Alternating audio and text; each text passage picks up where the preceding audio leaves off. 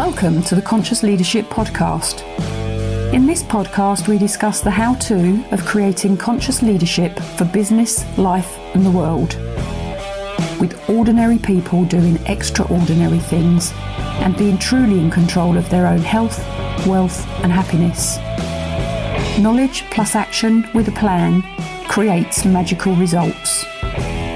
Introducing your host, Julie Hogbin, author, international speaker, mentor, disruptor, and creator of conscious leadership, and property investor living in the UK. Hi everybody, so Julie Hogbin here from Conscious Leadership, and I am interviewing Hasmita Readon down here in Sittingbourne in Kent, and this is the first recording Hasmita's done. I think you're going to hear a lot more from this lady. We've just been having a conversation about her story and what we're going to talk about. So we're just going to go completely into conversational mode. And Hasmita just said to me, I'm not polished and I'm not a public speaker. And I've just said, you don't need to be. I truly believe that people want real, raw, honest conversation, that we're actually as a society changing. And my personal belief is we're getting really sick and fed up of the slick salesperson, whether that be man or women, because we can both do it. So we're just going to go into a conversation. So I know Hasmita has property, I know she runs a charity, and I know she's going to be doing some mentoring. And I've just discovered that she actually come into the UK as a refugee. So this is a woman who has gone against all the odds, really, I'm going to say, in some respects, to get to where she's got to. So I think maybe we start where you started, maybe coming into the UK, because so you've just said to me that you're a refugee. I didn't even know that, and I don't need to know it. That's the other thing. Don't need to know it. But do you want to share a little bit about that? Yeah, of course, yeah. I came into this country at the age of 11. It was from Uganda, where Idi Amin, he was the president of Uganda, decided that all Ugandan Asians had to leave, and he announced this in August, and we had to leave by November, and everybody dispersed different parts of the world. Really, we was allowed into the UK just with my mum and my brother, who was 8 at the time. Wow! Because she had a British protected passport, because UK owned some of Africa years ago. Yeah. So he was allowed into the country, but my poor dad wasn't. He wasn't allowed into the country at all because he had an African passport. So we were split up, not knowing whether he's going to survive out there or not, because they had, later on I found out there was 350,000 Asians that were actually tortured and killed. It was horrendous. Yeah. I remember it. Yeah. What year was that? 1972. 72. Yeah. So when we eventually, during the 3 months, there was a lot of curfews going on. Yeah. I was a nightmare child, so I was out playing with my brother, and we had to hide behind this sandbank because the security guards and the army were walking around. You could see their feet at the time, and I just told my brother to be quiet. And we was on this building site, and he cut his knee, so I had to I ripped my dress, and I tried to just stop him bleeding until they went, and then I carried him all the way home. Wow. So, but where the curfew was, I had to shut all the, no one's allowed out, he wasn't allowed out after 7 o'clock, and all the lights had to be out as well, so you can imagine the panic with my mum going on at the time. Yeah, because the 2 children weren't home. Yeah, and then she knew that the military were around. I was a naughty child. But, yeah... But we're kids, you're doing kids things. Yeah, of course you are. Time and that's it. But obviously, you don't even think of danger when you're that young. No, and you don't think about political stuff going on, do you? No. It's just not. My mum played it down anyway, quite a lot, and it was an adventure to us. So we packed everything in one suitcase that we were allowed to bring over. The rest of it could come by cargo, which we did, but we lost it, or we never did get that back. And we tried, but we never got any of it back. So we literally had one suitcase of £25. And the gold you could wear, but my mum had a little bit of gold, but which she managed to bring over. That was her investment given to her when she was married.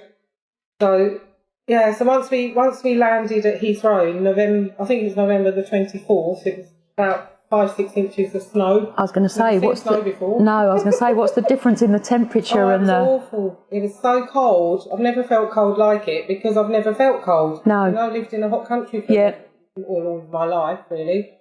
So yeah, so that was it. I had flip-flops, no coat, nothing. And we landed at Heathrow Airport, didn't know how to use the payphone, didn't have 2p, so the passerby helped us, and my mum rang my uncle up and come and got us. He took us to his house and phoned it was called the UK Resettlement Board, phoned them up, and they come and got us a taxi to a refugee camp in West Morning. Right. So that's where we was in. So that's how you've stayed in Kent then? That's how you've ended up in Kent? Yeah. Just because of where the refugee... Yeah, it's still there. I mean, the actual dormitories, there was an army barracks, so they were cordoned off by curtains. So we just had the 3 single beds and a locker. But the next family obviously had their bit, but they were just curtains like you have in hospital.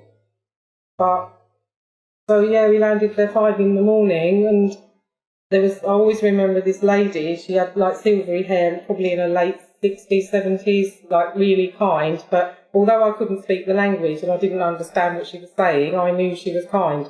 Yeah, you know, tone of voice. She didn't have to say anything. No. She just tucked us up in bed and fed us, and I still visualise her now, and I still remember her. So, but she was the first kind face I saw when I first landed here. So that's interesting, really nice. Isn't it? It was an 11. So you couldn't speak the language? No, I couldn't speak the language. I couldn't read or write, and we did have a school within the camp. And the only thing I couldn't do was the pound sign. I was getting it backwards, upside down. I just could not do the pound sign. Yeah. So yeah, it was really nice. I mean, we had a lot of donations from the community, giving us coats and shoes and things like that, because we never had any of that. I remember that at the time. It was, I just have these vague, so what would I have been in 72? I'd have been, probably the same age as you. Yeah. 72, I'd have been 12. Yeah, around that, yeah, you've been around the same. I remember it being horrendous, just horrendous. But I don't remember. Yeah, it's stuck in my brain. Wow. Yeah. Okay. If I went back, I should have gone back when we first left the airport, at the Entebbe airport.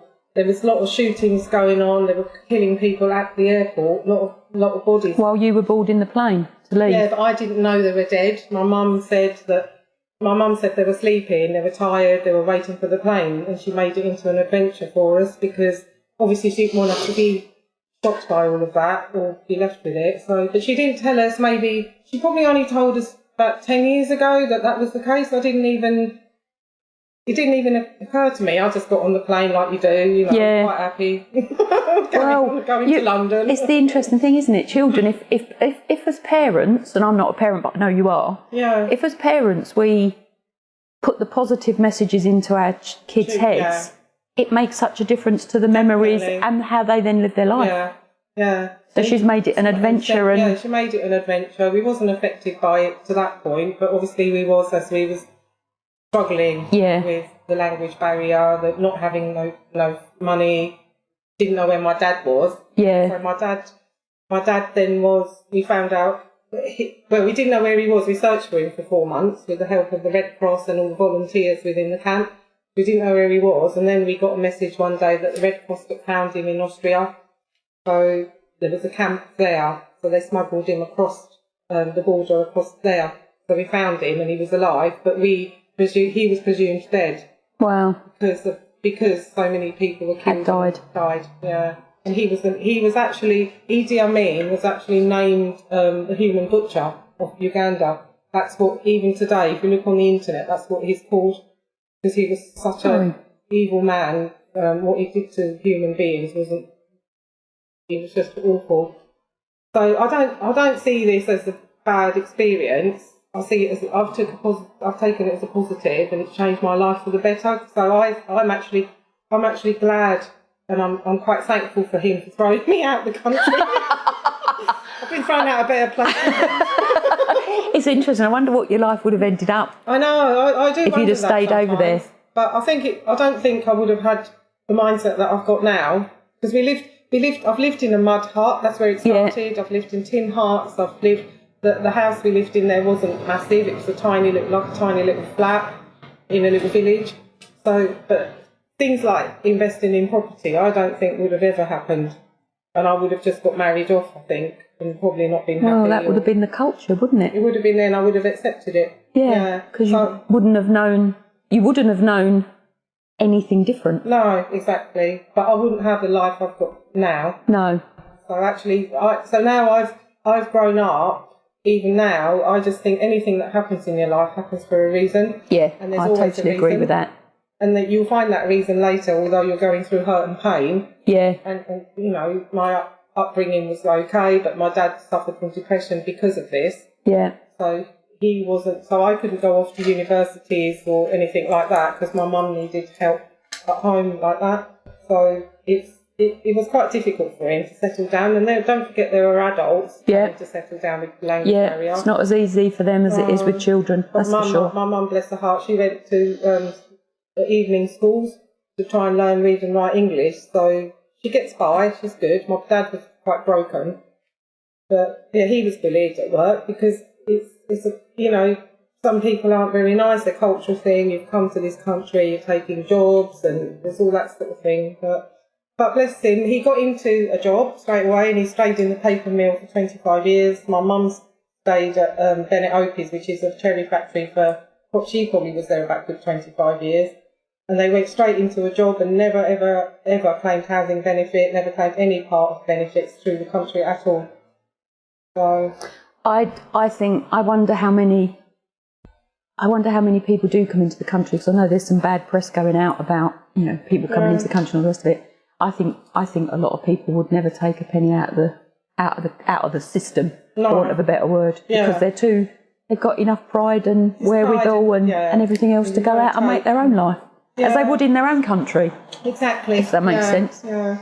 So how did you go from how you've just described to being a multi-property owner, living in a very nice house, you know, married, 3 children, and we've just had a long conversation, so, you know, share what you want out. But how do you go from where you started to where you are now? Because part of this Conscious Leadership podcast is around us as the individuals we are. It doesn't matter what age, doesn't matter where we come from, doesn't matter where we start. Making those decisions to get from where we are to where we want to be. I mean, you've not let anything hold you back, that's for sure. No. So how do you go from that? So you're a massive risk taker. Well, when my dad passed away at 59, because he was A, he had emphysema, but B, he was very depressed. He was about to lose his job at the paper mill, so it was happening all over again. Oh. So you can imagine the stress levels that were there. And so he suddenly passed away. The paper mill paid out an insurance of 90,000, which then my mum split between the 3 of us. And the solicitor actually sorted it and said, look, your money's down here. And I said, I don't know, it's my dad's money, I don't know, I'll just keep it there, I can't take it at the moment. So I was obviously grieving. Yeah. And then she phoned me and said, look, you need to come and get this money, Hazzy, she said, because I'm going to have to give it to the Inland Revenue. Which I found out wasn't the truth, because that was her way of you getting the money. And she said, look, just go and do something useful with it. I still see her, my solicitor there. So, and then it was in my book, and I'm looking at it every day, and I needed carpets in my house. I had 3 young boys. Kitchen needed doing because I painted it, and I'm really not a good painter. And my bathroom needed doing. It was an old terraced house, so you can imagine, like, it was Victorian, so needed updating. So I could have easily have made a lovely home for my children.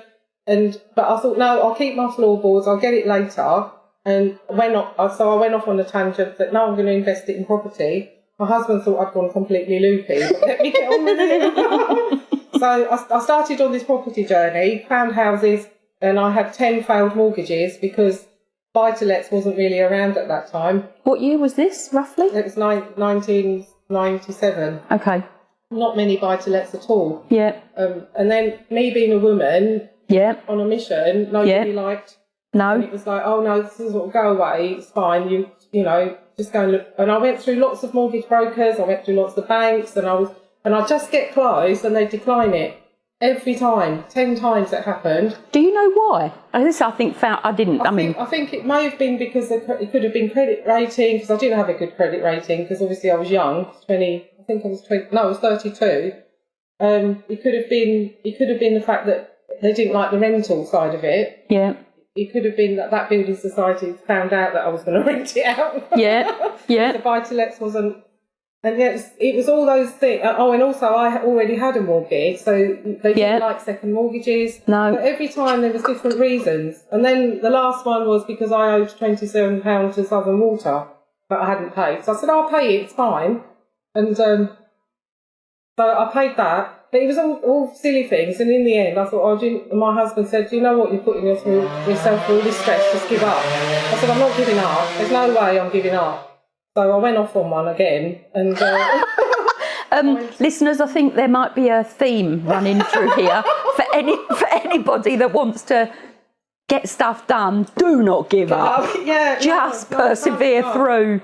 I mean, so let me just ask you a question for those of you that are listening to this interview. Would you have gone through 10 refusals to get a mortgage for your first rental property when you're a mum of 3 young boys and your husband saying, give up, you're putting yourself through a lot of grief? Would you have gone through that 10 times? Just ask yourself that question.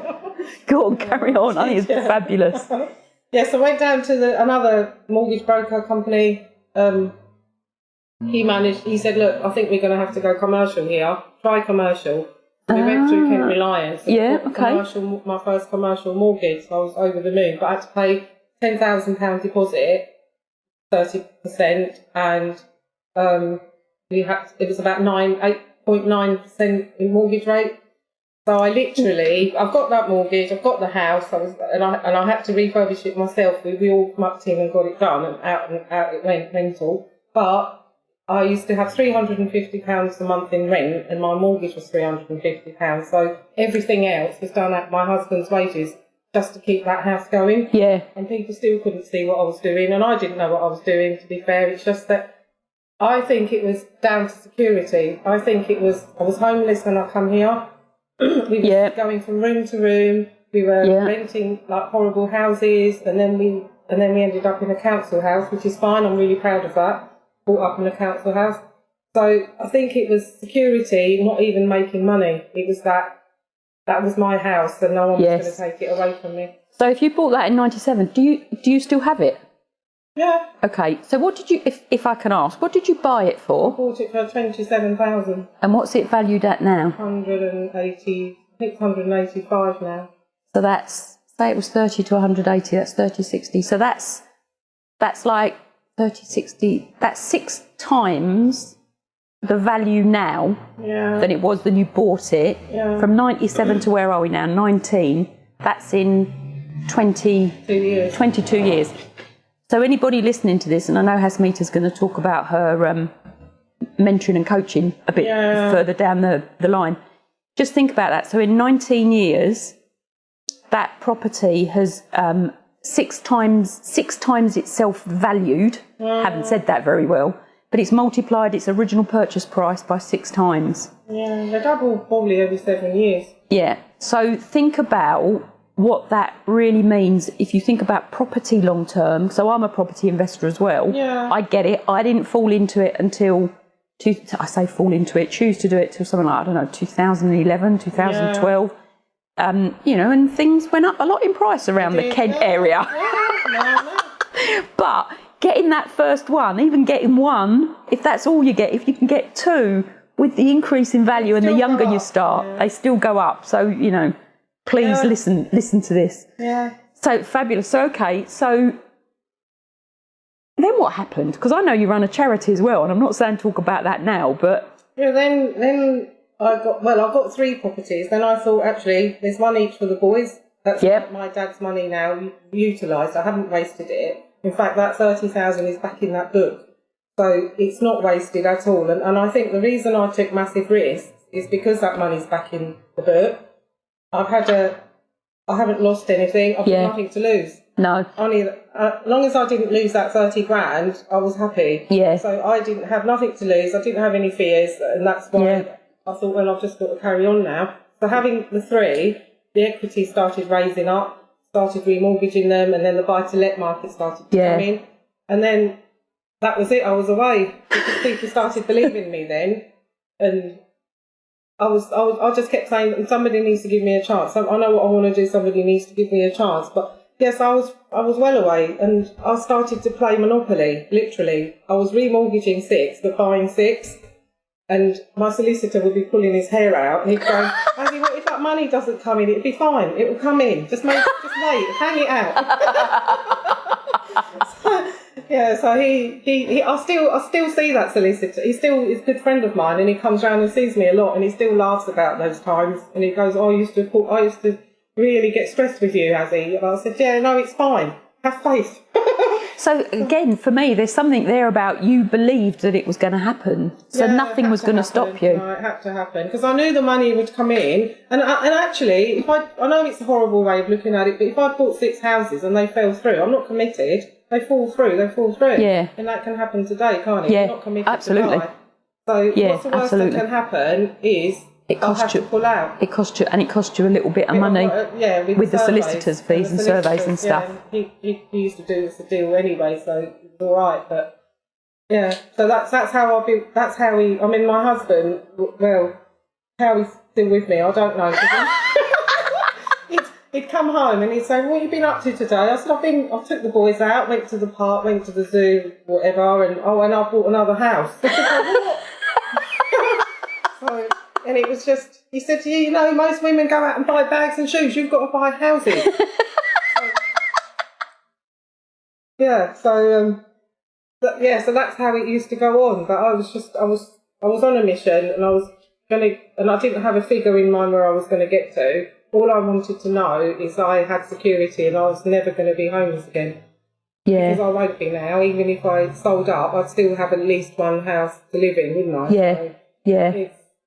And I wanted to make my life financially free. I wanted to make the boys' lives financially free, and more to the point, my husband used to do driveways. Right. So I wanted him away from that because it's hard work out there doing that. Very. And then one day I said to him, "Right, we've got this house, and I think there's some garages on the side." He said, "Do you know what? We'll get 2 houses on there because he's a builder." So I said, "Fine, let's do that." Not planning. So he said, "Right." He said, I said, "Well, you can go and build those now." And he said, "I don't know how to build houses. I only know how to do driveways." Was there a go and learn? No, it was like, I said, "Look, you're doing driveways, you're doing bricks." I said, "All you've got to do is build them up." But he did it. He did them really well. We've still got those houses now. So he done well. So that's where the building side started. Yeah. Yeah, and then so I was well away. I was enjoying it, and I find it really interesting how one decision leads to a different decision, leads to another decision, leads to a different business, leads to an add-on of a business. Yeah. Because I'm still adding on now because I'm looking for different income sources. I'm looking for different ways. Yeah. I just get bored. I have to do different things. I need new challenges. Are you naturally inquisitive? Yeah. I have to keep. The last few months, I've started to get bored. I hit a brick wall. I didn't want to do any more buy-to-lets because I've got enough. The government legislation's kicking in fast and furious, and to the point where I actually sold 10 houses where I got so fed up with the legislation keep coming to us. And then the clause 24 came in, and I thought, well, the government have just got it in for landlords. And, it certainly appears that way at the moment. So, and it did feel like that. And then I thought, no, all I'm doing is following the sheep. I am just doing what everybody else is doing. I'm panicking. That's why I stopped going to landlord meetings. I'm finding out they're depressed. Yeah. So I thought, I've got to turn this around now. And then I went back to, I thought back to where I first started. I thought, hang on a minute. I started here with no internet, no Google, no books, no one's helping me buy to let, no people to go into, no mentors. There was nothing. And I literally went diving in with my money and took that risk on my own. And I had to do like my accounts in a little book, like the old-fashioned, and I've still got those books. And they're pathetic, they're really bad. But to look at them, you think, how did you run a business? Or how did you run a tenancies? Tenancies, I had to just go to W.H. Smith's and make one up myself. So really, that was the hard time. That was the challenging time. So I'm thinking, why can't I just do what the government. I can take government on. It's fine. Yeah, it's fine. but I think we all have to take, for want of a better phrase, take the government on. And I think that's part of the point of this podcast, Conscious Leadership. It's about making the decisions that get us in control of what we're doing to the level we can. We control what we do, we influence where we can, and we just get on with it, whatever it is, because it will be different. Yeah, and I took positives out of it. I know it's hard at the moment, but I think every industry has to have this legislation, and I think this is a good thing now because it's actually removing road landlords, which gives us a bad name. Yes. And I've done everything right, done everything by the book. We look after our tenants, we do all the right things. But now it's going to be, I think they're talking about licensing landlords, and I don't have a problem with that, because actually I can put my certificate up and say, no, I am a good landlord. So, well, we've got the PRS and we've got CPD and we've got all sorts of stuff. Yeah, and redress schemes. Yeah. I've done everything I've been asked to do. And actually, it's making the business more professional. So I'm hoping it will be seen as a professional business one day. When we get rid of some more of the rogue ones. But one day. Yeah. So I just want to go back a bit, because you said that when you first got the money that you invested into your first 3 houses, you actually didn't have carpets on the floor. No. And you said that you'd painted your own kitchen and you're not a good decorator.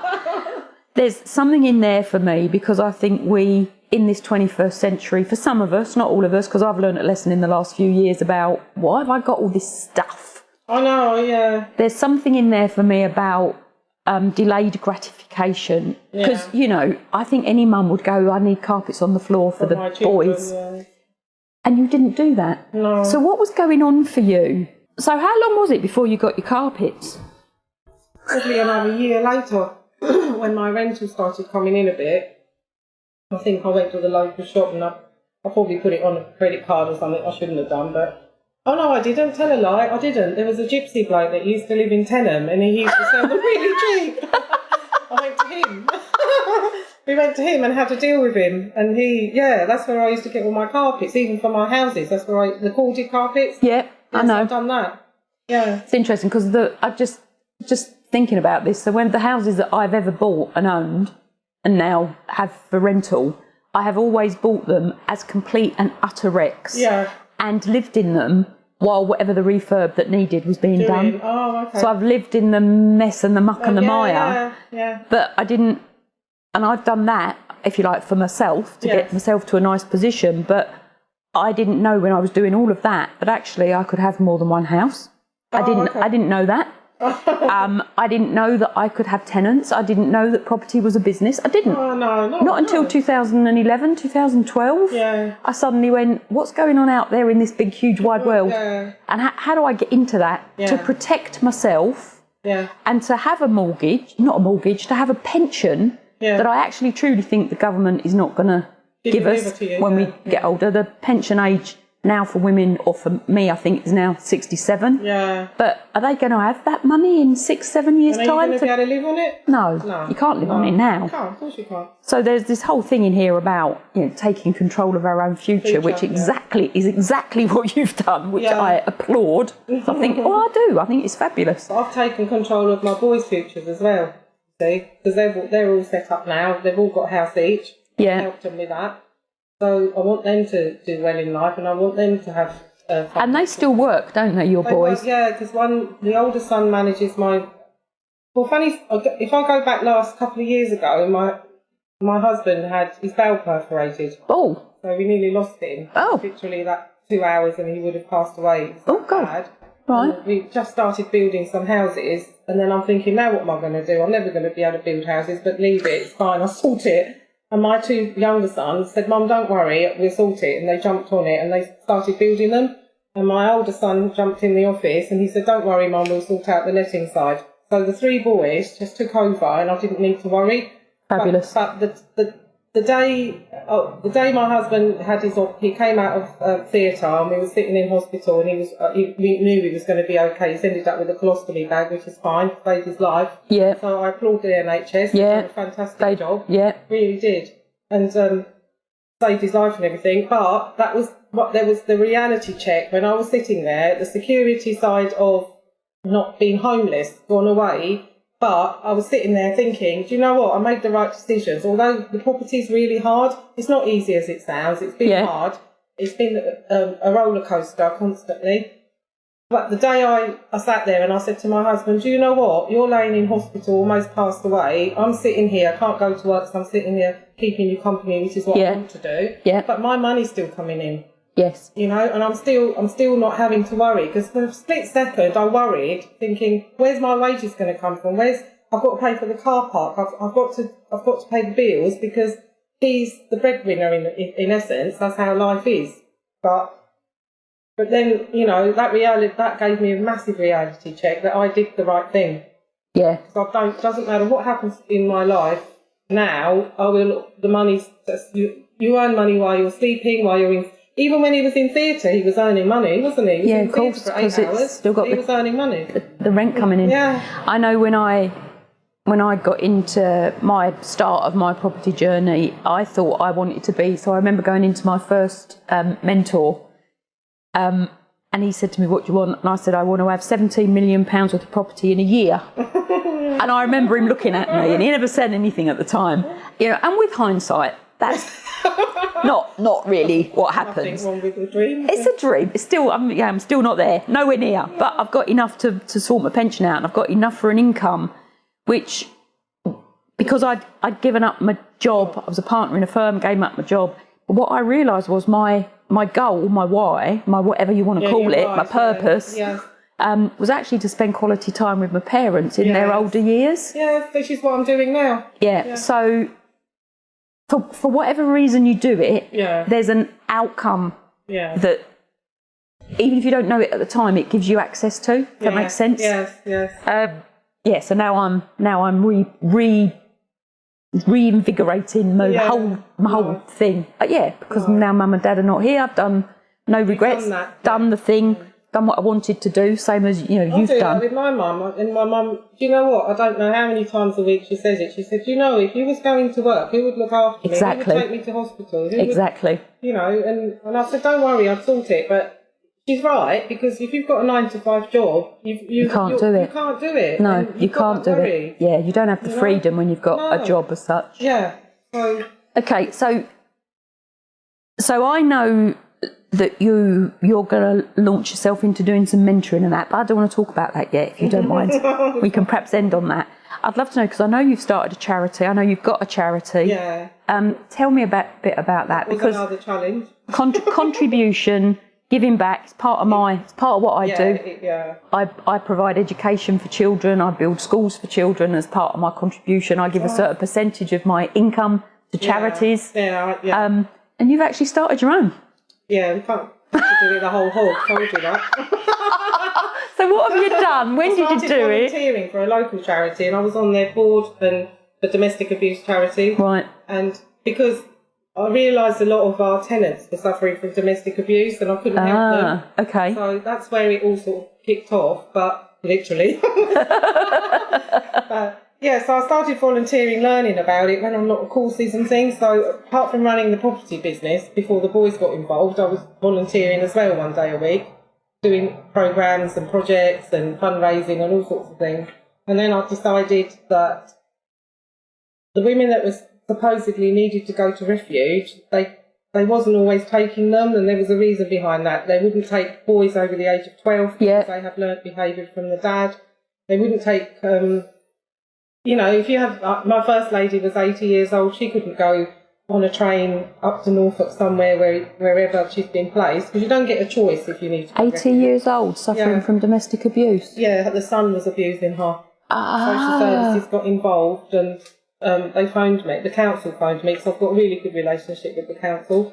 And I said, actually, I've got a flat, I said, up the road, which is ideal for a disabled person. I said, put her in there for now and we'll sort her out and we'll worry about it later. Again, didn't look into rules, didn't look into... I love it. I break the rules. So I just went with it, because actually it doesn't matter what rule I broke, that lady needed help. So I didn't really care. So the council they backed me up, and I went and put her in there, and she was just so so grateful because she was away from that abusive relationship from the son. And every time my husband went in there just to see if she was all right, she goes, "Don't shout at me." So no, we're not going to shout at you. So she stayed there for about 3 months, and then we moved her to a nursing home, and that's where she passed away eventually. But I still went and saw her every Christmas for about 2 or 3 years. And then that's where the charity was sort of born. I thought, oh, actually, how many women can't go to a refuge?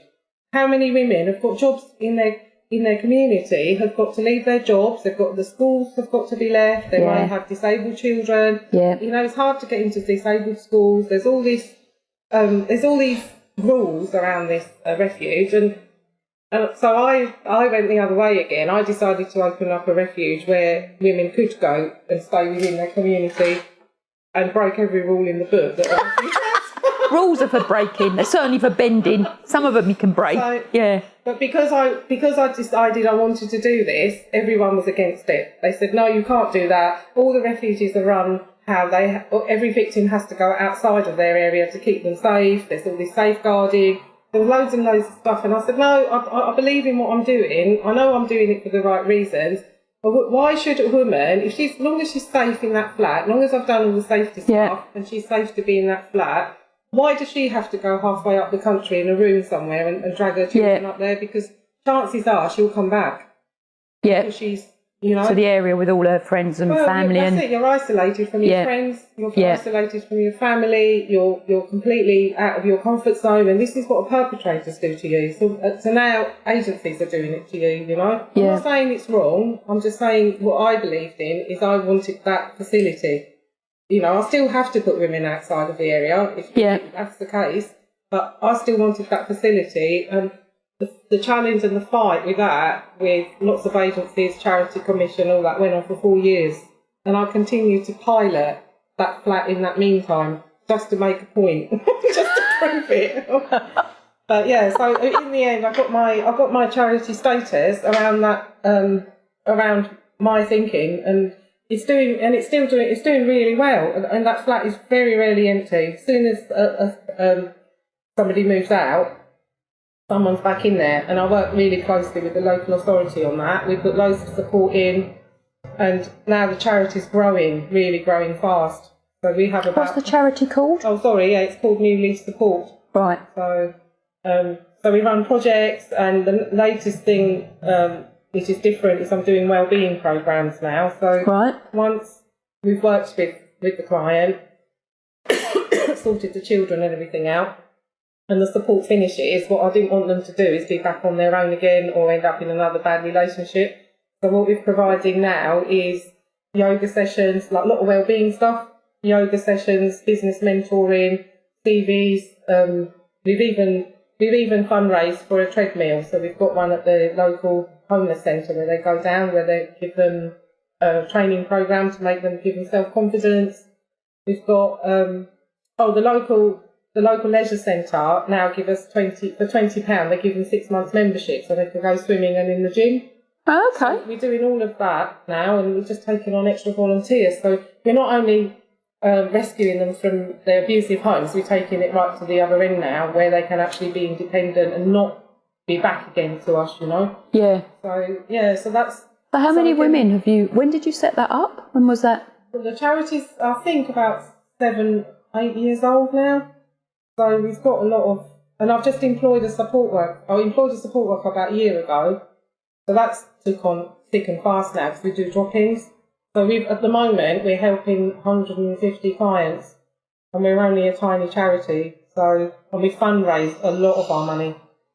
So 150? Yeah. Did you ever refuse anybody? No. We've even started helping men. Yeah, well, men get abused as well as women, don't they? Yeah. So I know, there's not many charities for men, so we'll help men as well.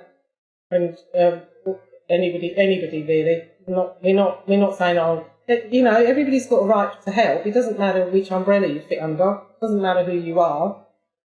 And, you know, adolescents abusing parents is quite on the increase now, so we've got programs set up for that as well. What, for the adolescents? For the parents? Yeah. That's hard. I actually think I see quite a lot of that, and I don't know where this has just come from. I see young children abusing their parents, Oh, and the they do. parents don't know it's abuse. No, they do. The lady that was in our flat the last time, the 3-year-old, that kept calling her bitch.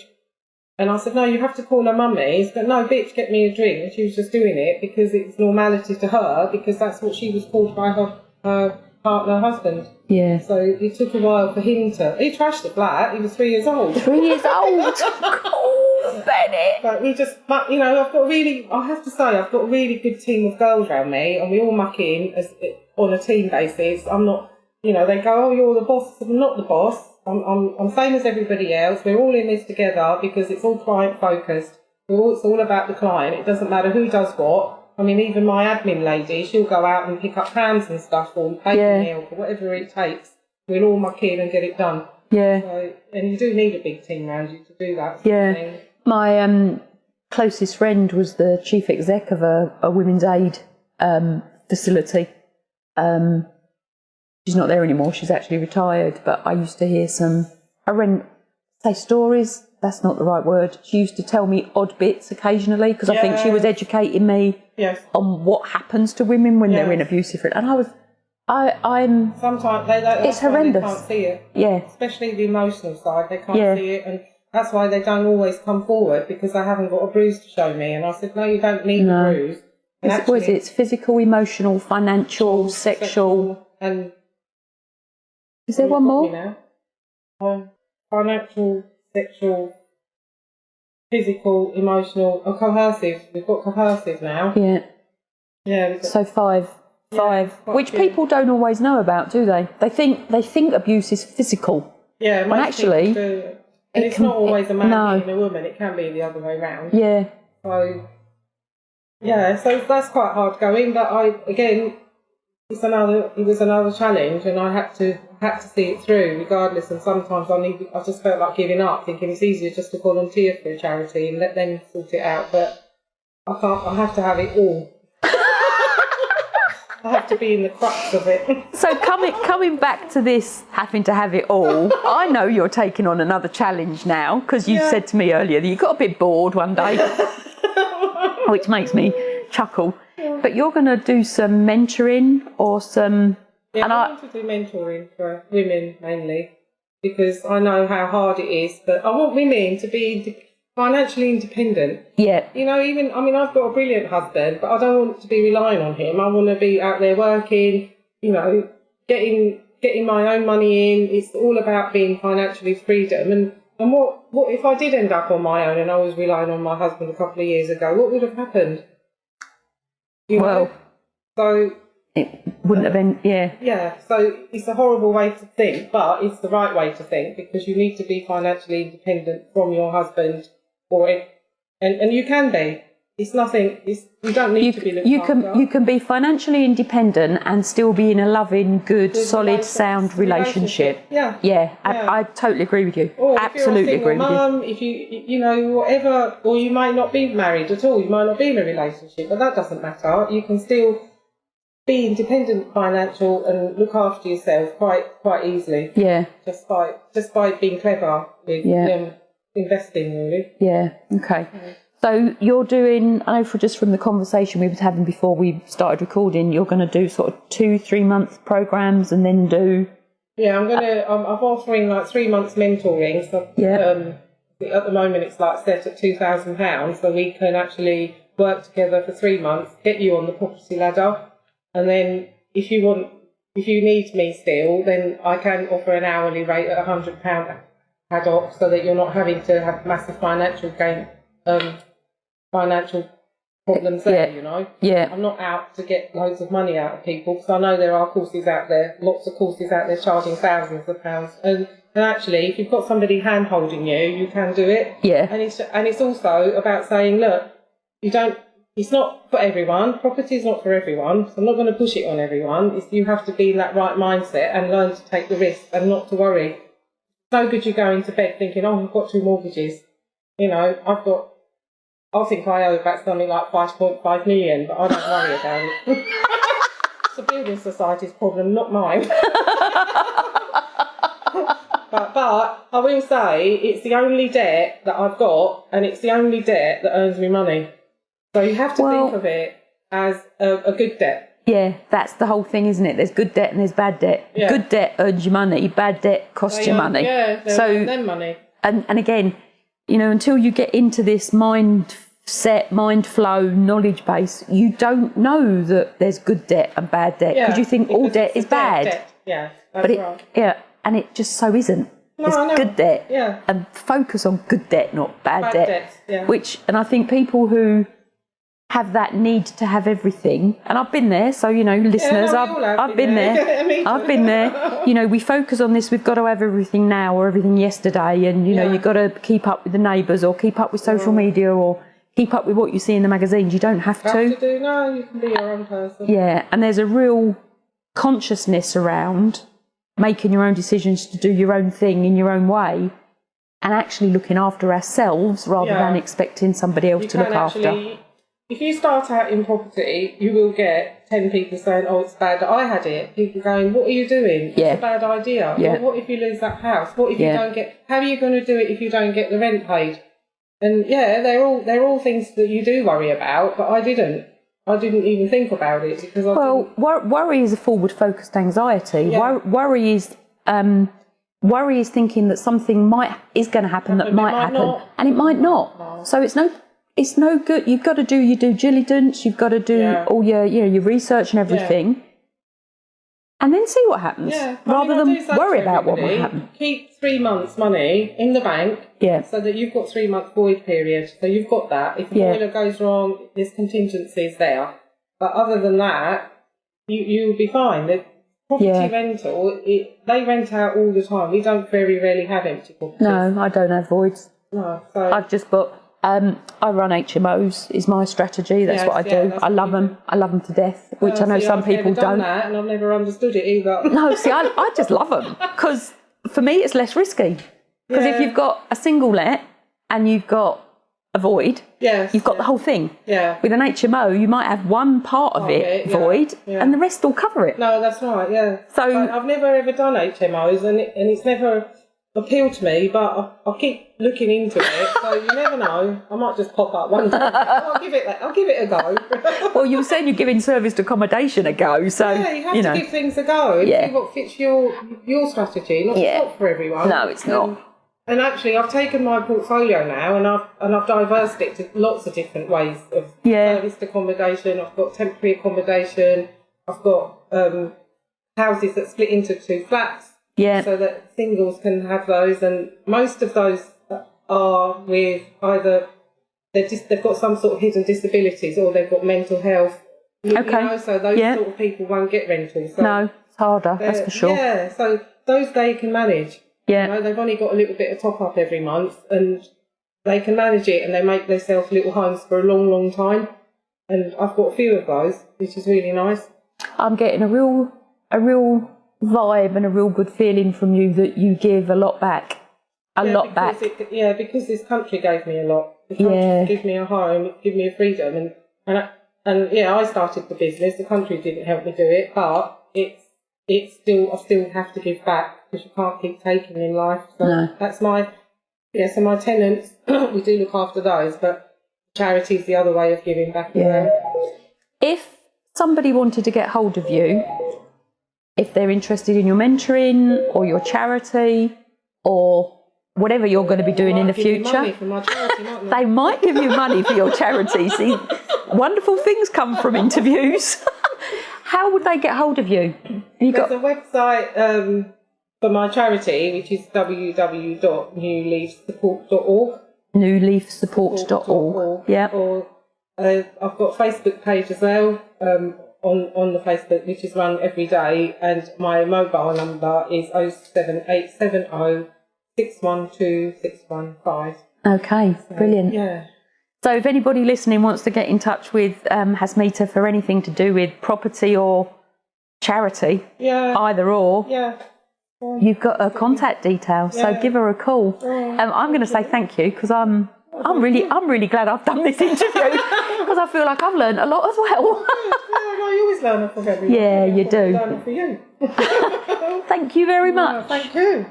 So this is Julie again. We've just finished the interview with Hasmita, but we've just carried on the conversation as you do with these sorts of things. And Hasmita, I just want to ask you, what awards have you won, and what press have you been in? Oh, I've won numerous awards. I've won Landlord of the Year award. I won South East Property Woman of the Year award for over probably 2 or 3 years. Electrical Safety Certificate Safety Award. What was that one? That was because I'd kept all my houses in a good stead. Last year I won the Unsung Hero Award for my charity. Right. And Make the Difference Award from the London Landlord Accreditation. That was quite good. There's quite a few awards. What's the Make a Difference Award for? That was for my charity work, because although I've got my charity and I do help domestic abuse clients. Yeah. For 2 years I was helping the homeless as well. So as you do, listeners. Yeah, I was helping the homeless. I was collecting, which I still do. I still collect food from Marks and Spencer's for my refuge. But if they don't need it, then it goes to the homeless charity. Yeah, okay. And I was out, going out probably twice a week, out feeding at the soup kitchen in the winter months, taking quilts and pillows and all sorts. And I still collect clothes for them now. I'll just hand it over to somebody else. But I had to give it up because it just got too much with everything else I was doing. And I was getting quite frustrated as well that I couldn't help them more because they were technically homeless. Yeah. So I'm still there in the background helping, but I'm not out there on the streets, literally not in the streets. So, yeah. And what press have you been in? Been in the Daily Mail, been in the Daily Express, the Sunday Express. Yeah. Done a few television programmes with Phil Spencer on property, which I didn't mention earlier. Homes Under the Hammer. What have you done with Phil Spencer? There was a property programme where houses wasn't selling, so they asked me to go and view them and then give my opinion on why they're not selling, that sort of thing. But that was really good fun because he was just so funny. Yeah, so he was just messing up every time, going, you can't keep messing up. Yeah, so we've done that. Yeah, Homes Under the Hammer quite numerous times, I've done those.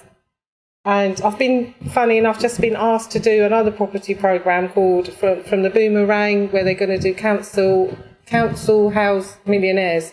So if there's an investor out there who owns council houses, I've got a few. I think I've got 2 ex-council houses. Yeah. Where now I've made a business out of it, where potentially would have been tenants, wouldn't it, if I hadn't have sold them on. So I'm just waiting for them. I don't know whether I'm going to do that one or not, but that's in the pipeline. Right, okay. So just adding to anybody that might consider Hasmita to be their coach or mentor, which I think is going to probably be a pretty good bet, just knowing what I know and what I've learned today. If you want to do your research and your due diligence on a mentor, because to be honest, we all should, and lots of people don't, which is where they get really stung with tens of thousands of pounds that they pay out. Do some Google searching. Definitely, yeah. Use your tens and thousands of pounds as your deposit. That's what I would be saying. Yeah, and I totally agree. And you can't learn it overnight. Property's like driving a car. You'll learn it by your mistakes. And 22 years later, I'm still making mistakes, but I'm still learning. Yeah, yeah, brilliant. Yeah. So that's the second part of the podcast. So I'm going to say thank you again. And I'll get this bit added on to the first bit. Thanks for listening to the Conscious Leadership Podcast. You can contact Julie on LinkedIn, Facebook, Instagram, Twitter, Pinterest, and hear me out. Please subscribe to her YouTube channel for how-to videos and more content. And please message Julie to have your questions answered. Until next time, remember, knowledge plus action with a plan creates magical results. See it, say it, write it, believe it, and achieve it.